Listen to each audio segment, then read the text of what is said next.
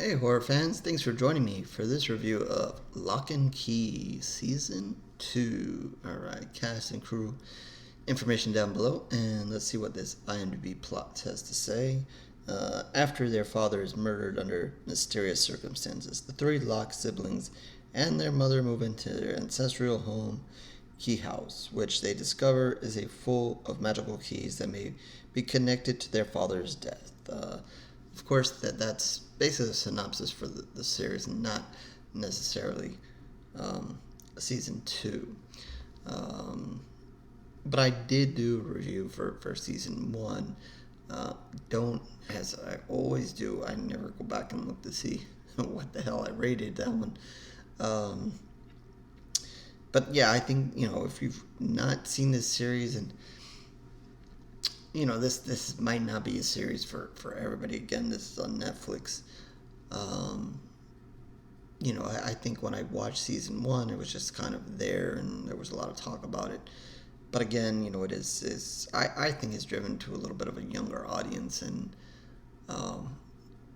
but I think especially in this part, might have had some stuff that was a little more tailored to something that I like, or I'm not gonna say an extreme audience, but an older audience. But yeah, I think because it is tailored mostly to the kids in the story, there are adults and their mother and a couple of other adults that play parts of it. But it is centered at the brother and the sister, who are a little bit older, almost coming up to the age of 18, and then of course the young boy. Don't remember exactly how young he is, or what his exact age is, but he is a young boy. So you kind of have that mix of how far you're going. So this might not be a series for everybody if you're really looking for a lot of blood and guts and whatever. This is more about, I guess, magic and so forth. So if you're kind of into that, that might be something you like. So that synopsis kind of gives you the starting point. I'm not gonna, I don't want to spoil it, and I don't want to go and revisit the entire season 1. And I think there's a lot of spoilers. I'm gonna try to be as spoiler free as I can. This is season 2, so hopefully, if you're watching this, or that you're seen season 1, because I can only assume you have.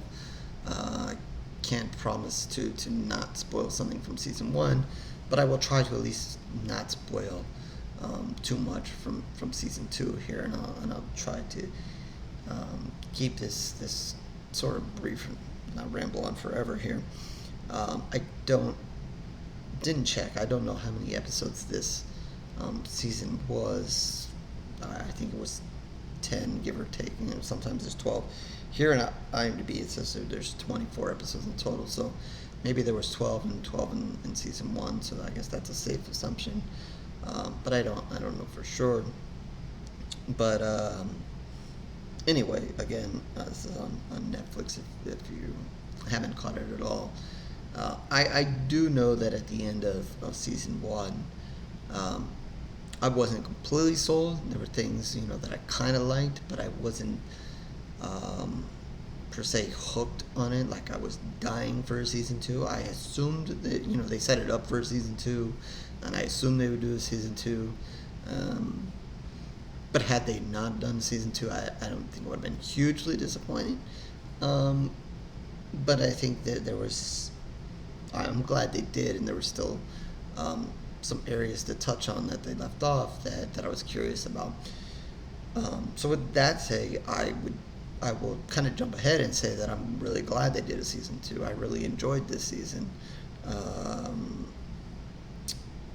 Just like I said, I guess it kind of, while the first season did have evil in it, I think this one got a little bit more evil, and the character here, I believe Gabe was his name, which is obviously, I guess I got a blue season 1 for you, but it's obviously, the bad guy from part 1 is now Gabe. So yeah, if you haven't seen season 1, kind of blew that for you. Sorry, but like I gave you that warning that this is, hopefully you've seen season 1, but Gabe is the I guess, host body here for the evil person here from part one.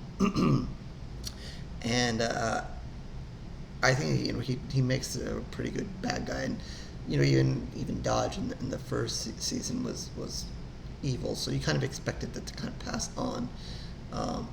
But it was just a good evilness. And even at the flip side of it, since nobody really knows, or at least the family doesn't know, the kids don't know that he's the evil one, kind of does a good job of going back and forth between, being Mr. Nice Guy or being the nice boyfriend, and really behind the scenes being a really evil person, or being, or whatever the hell you want to call him.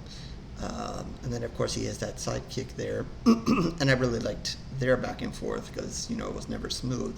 So they have a good back and forth there. And I'm not going to say, it's a comedy, but you almost want to laugh at it. But, you kind of see the frustration and hate there, which kind of made that fun. While the first one, I think, involved a lot with the little boy, he kind of gets pushed back a little bit in this one. And the older siblings kind of take a little bit more of the torch here, and obviously you get some more of the adults that kind of, while they were trying to hide them from everything that was happening in the first one, they kind of get pulled in more and more to what happens in this one. And again, trying to be a spoiler free, so I won't give away too many specifics there, but yeah, the adults at least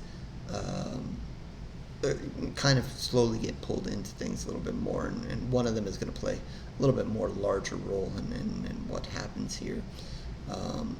There's a really cool thing they do with a house, a model house, if you want to say. I thought, they did a couple of things there with that house, and I thought that was a pretty cool idea, and there's a really good scene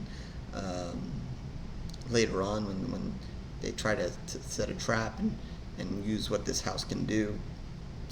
That was pretty cool.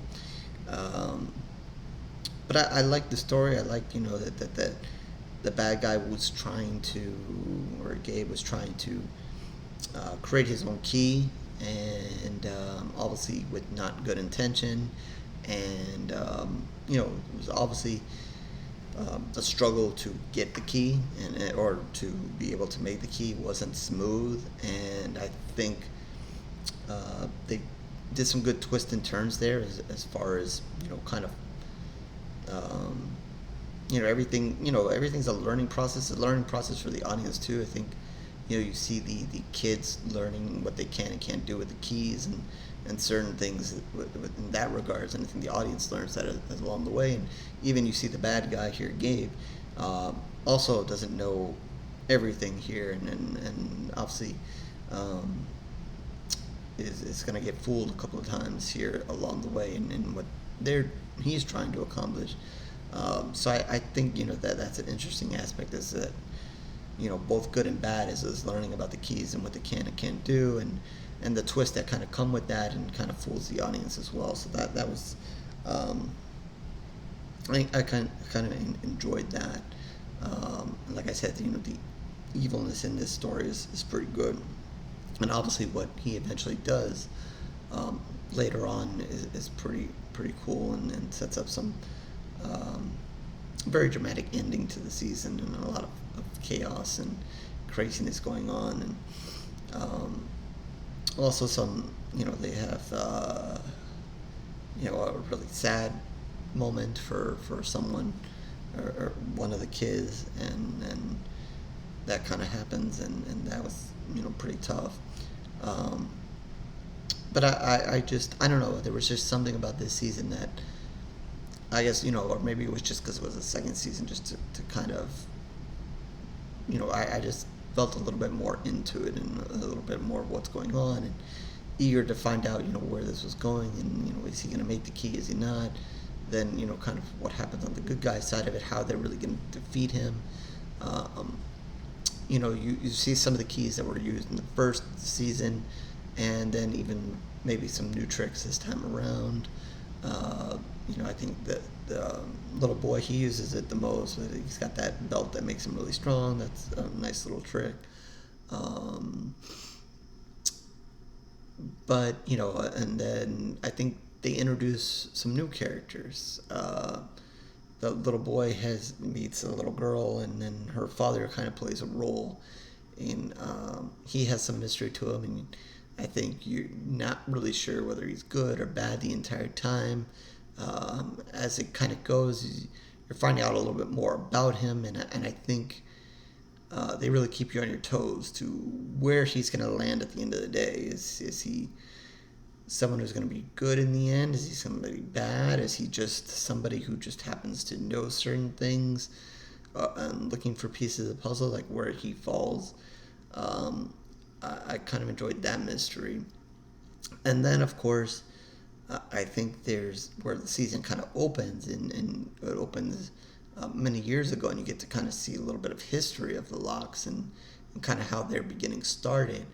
And it kind of starts there, and then later on, you get a big reintroduction there later on. To you learn a little bit along the way, and then finally something comes full circle. I guess that's the best way to say it. I liked that. I liked that they kind of went back and gave you a little bit of information there, and kind of filled in the gaps along the way. So again, this is going to be something for maybe people who are fans of magic and fantasy and that kind of thing, and also I think a little bit of mystery. Like I said, there's a lot of mystery to kind of uncover. The family kind of uncover as it goes, and I think it's those few characters there that you're not sure where they toe the line. I think when they go back and they show that past day and whatever, you're trying to kind of figure out, even in those times, who's really bad, who's really evil. And I think it could be fairly obvious, but then you have those moments of, well, really who is who and whatever. But then I guess it does come to clear light that, okay, this is they're related to somebody, so they're more likely good, and this person is more likely bad. But I think there's that mystery of not only where they toe the line, but then where are they going? Where are they going with this? Is it just that they're showing you this past history, because obviously they have something planned in the future, and then that's it plays a little bit of what's happening to the kids now. But I think at the end of the day, I think when this season ends, you clearly see that they have plans for a third season, and obviously a lot of this past stuff is going to play a role in whatever they do going forward. And I guess I'm trying to be as vague as possible, again, because I promised to be as spoiler-free as possible. And I try, even though I may have screwed up here and there. But I think that's just there's just so much more in this. I guess maybe it's because the first one was a little bit more of setting things up, and this one is more of, okay, everybody. Now now we can get more into the story and kind of where everybody's going here, and what the bad guy is really trying to accomplish, and where the kids are going, and there's limits and whatever. And I think they do something kind of interesting here with limiting some. I don't know, again, trying to be as vague as possible with limiting what certain characters can do, and over time, and then kind of give a solution, and then kind of do you want to use that solution or not? So you're going to get to see the characters kind of debate whether they good or bad, or should I do this, should I not? And of course, these are mostly young characters, so none of it's an easy decision, and sometimes characters just take it upon themselves to almost selfishly do things. I think you're going to see another character do something kind of selfish, and it doesn't end up so well for them. But they thought they had to do what they had to do, and it is what it is. So yeah, I think if you were like me and maybe saw season 1 and were maybe borderline to this, and you weren't sure, and you haven't seen season 2 yet, and you're watching this video, I say watch it. I think they give you enough, and I think if you were borderline, or even if you really liked season 1, I don't see why you shouldn't like season 2. I think they take the ball and run with it, and definitely liked season 2 better than season 1, clearly. But if you are borderline, I say give it a look. If you totally hated season 1, then I don't know what to tell you, really. Really. I mean, I would hope that you would like season 2, but I mean, if you hate it, if it really bothered you, I don't know what specifically bothered you. But I'm guessing even if you hated season 1, you're probably not watching this video. You're probably like, I'm just not watching that again. Or I don't care about season 2. But I guess that's, what I can say. I try to be as vague as possible. I don't want to spoil things. Like I said, the magic is still good. The mystery is still good. I think they're going to give you more things to bite on. I think, like I said, they kind of get the adults more involved. It's still centered on the kids at the end of the day. I think they're going to give you a few tricks up their sleeves that are really good. It gets really crazy towards the end. There's a really good battle towards the end, and I don't know if battle's the right word, but the good and bad are going to basically face off towards the end there in the last couple of episodes, and make it pretty exciting. And like I said, there's going to be an introduction of new magic and new keys, and that kind of opens the doors to some exciting stuff. I mean, whether you like it or not, I don't know. And they do leave the door open for season 3. So if you're kind of like on the border and weren't sure whether to see season 2, and you're like, I don't know if I want to invest in season 2 because there might be I don't know if there's going to be a season 3.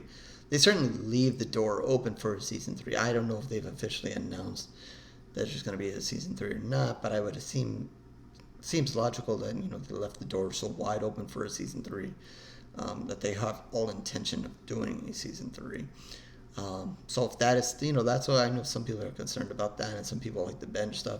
So maybe if you're waiting and you're not really sure whether you want to invest in watching season 2, if you're not sure, or you're just going to wait for them to do a season 3 and then watch everything together, maybe that's your plan. There's nothing wrong with that.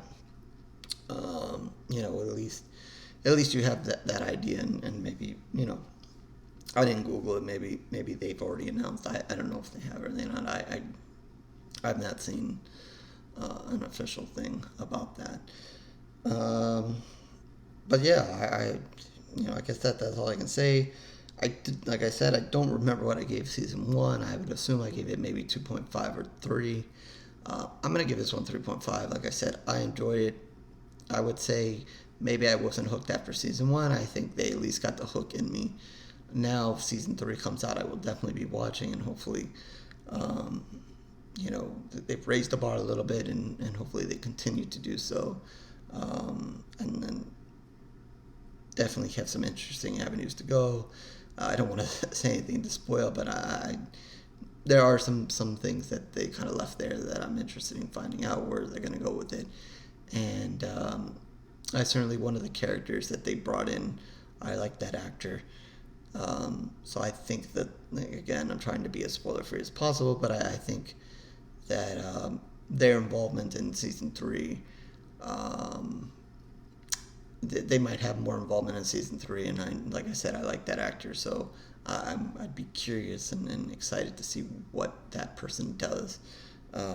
Again, trying to be as mysterious, like the show, like the series, as possible, so not to ruin it for you guys. So before I do that, before I ruin anything, I'm going to give it 3.5 pools of blood. Hopefully that's greater than I gave the first one. I don't know why I don't check them out before, but whatever. 3.5 pools of blood. Again, that's out of 5. Locke and Key season 2.